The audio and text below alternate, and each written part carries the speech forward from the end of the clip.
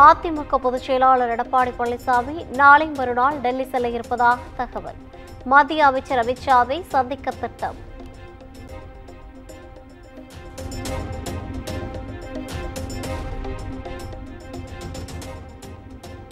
பிரிந்து சென்றவர்கள் அனைவரும் அதிமுகவில் இன்னும் ஒரு மாதத்தில் இணைவார்கள். கோவை விமான நிலையத்தில் முன்னாள் அமைச்சர் செங்கோட்டையன் நம்பிக்கை.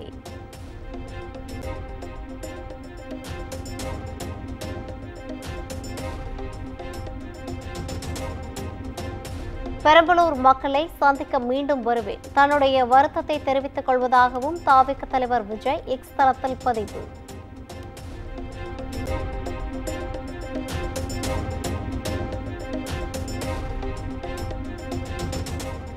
தாவிக கூட்டத்திற்கு சென்ற தம்பிகள் வீட்டில் அரசின் பயனாளிகளாதான் இருப்பார்கள். வளர்ச்சி பற்றி தெரியாமல் அறியாமையில் விஜய் பேசி வருவதாக அமைச்சர் அன்பில் மகேஷ் விமர்சனம்.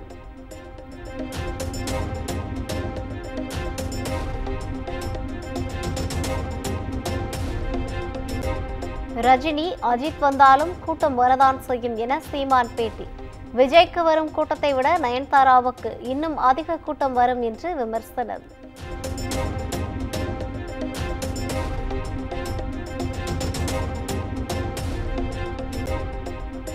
சச்சினுக்கு விருது தரும்போது இளையராஜாவுக்கு பாரத ரத்னா விருது கொடுத்தால் எங்களுக்கு பெருமைதான். இளையராஜாவை இசை இறைவனாக பார்க்கிறோம் எனவும் சீமான் பேட்டி.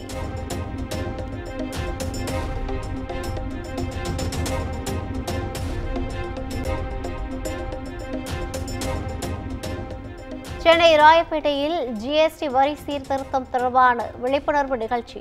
மத்திய நிதியமைச்சர் நிர்மலா சீதாராமன், பாஜக மாநில தலைவர் நயினார் நாகேந்திரன் உள்ளிட்டோர் பங்கேற்பு.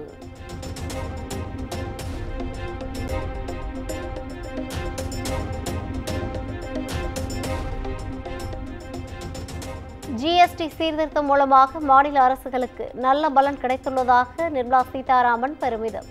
தீபாவளிக்கு முன்னரே ஜிஎஸ்டி சீர்திருத்தத்தை செய்து முடிக்க பிரதமர் அறிவுறுத்தியதாக பேச்சு.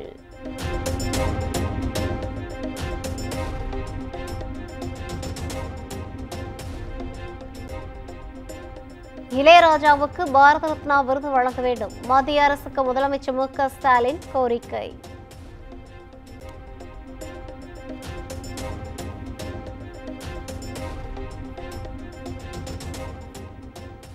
இந்திய நாட்டு அரசியலில் ஒரு நட்சத்திரமாக முதலமைச்சர் மு.க. ஸ்டாலின் திகழ்கிறார். புதிய பழைய எதிர்க்கட்சிகளுக்கு சவாலாக அவர் இருப்பதாகவும் இளையராஜா பாராட்டு விழாவில் நடிகர் ரஜினிகாந்த் பேச்சு.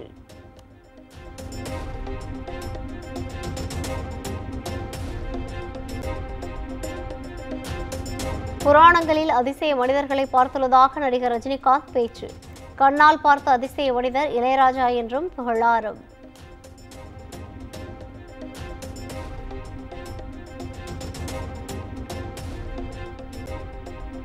மதசார்பற்ற கூட்டணியை வீழ்த்தி ஆட்சி மாற்றம் ஏற்படுத்தக்கூடிய அளவிற்கு விஜயால் தாக்கத்தை ஏற்படுத்த முடியாது. விஜய் வரவால் தமிழகத்தில் ஆட்சி மாற்றம் நிகழ்ந்துவிடும் என மாய தோற்றத்தில் சிலர் உருவாக்குவதாக திருமாவளவன் பேட்டி.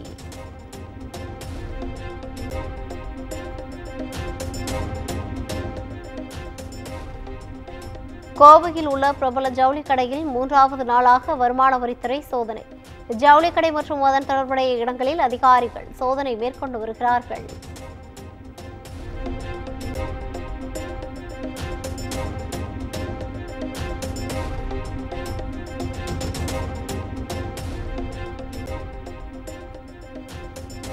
திருவள்ளூர் மாவட்டம் பொன்னேரியில் உள்ள பிரபல நகைக்கடையில் வருமான வரித்துறையினர் சோதனை.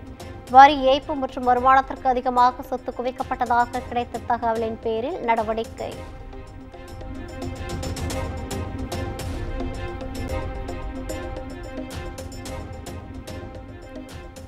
பழனி அருகே உரக்கிடங்கு பகுதியில் டிரான்ஸ்பார்மர் வெடித்து தீ விபத்து. நீண்ட நேரம் போராடி தீயை கட்டுக்குள் கொண்டு வந்த தீயணைப்பு துறையினர்.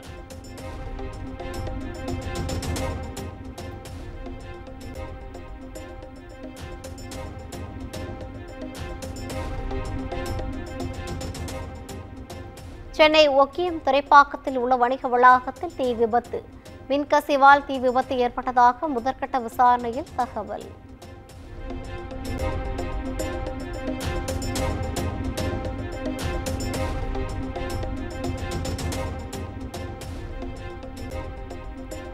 காங்கிரஸ் விமர்சனம் செய்யும் முறை தன்னை மிகவும் பாதிக்கிறது. அசாம் பொதுக்கூட்டத்தில் பிரதமர் மோடி பேச்சு.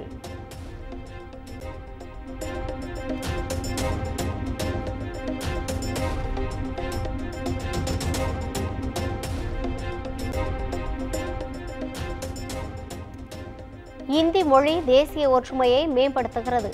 மத்திய உள்துறை அமைச்சர் அமித்ஷா பேச்சு.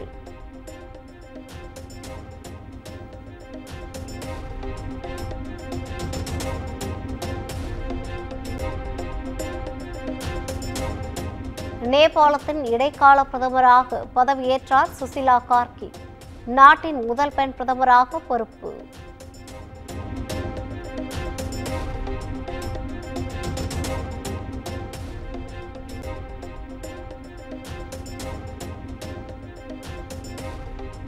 குடியேற்றம் இஸ்லாமியர்களுக்கு எதிராக லண்டனில் 1 லட்சத்திற்கும் மேற்பட்ட தீவிர வலதுசாரிகள் போராட்டம். பிரிட்டன் நாடாளுமன்றத்தை கலைக்க வேண்டும் என எலான் மஸ்க் பேச்சு.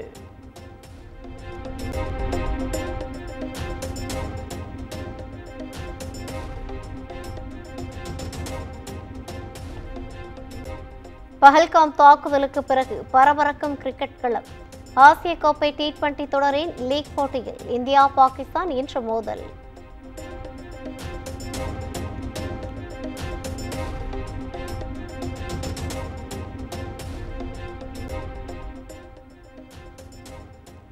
ஆசிய கோப்பை T20 கிரிக்கெட் தொடர். வங்கதேசத்திற்கு எதிரான லீக் போட்டியில் 6 விக்கெட்டுகள் வித்தியாசத்தில் இலங்கை அணி வெற்றி.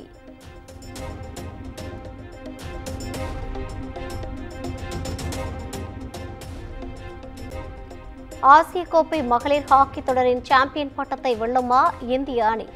இன்று நடைபெறும் இறுதிப் போட்டியில் இந்திய சீன அணிகள் பல பரீட்சை.